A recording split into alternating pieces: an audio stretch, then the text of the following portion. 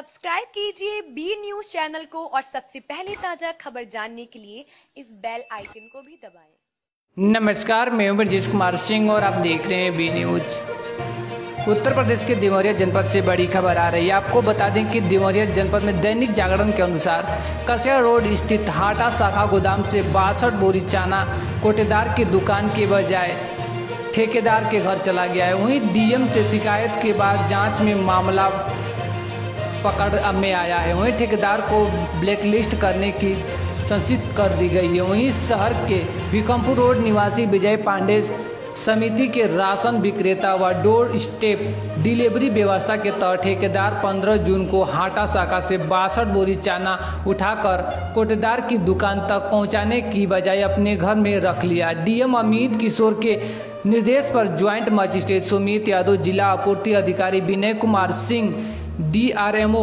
जितेंद्र यादव समेत कई आपूर्ति निरीक्षक जांच करने पहुंचे तथा चना बरामद किया गया। वहीं जिला आपूर्ति अधिकारी ने बताया कि ठेकेदार पर कार्रवाई की जा रही है। और भी खबर देखने के लिए इस बी न्यूज़ चैनल को सब्सक्राइब करिए। वीडियो अच्छी लगती है तो लाइक करिए। मिलते हैं फिर एक नई खबर, नई जानकारी के साथ। तब तक के लिए नमस्कार, जय हिंद।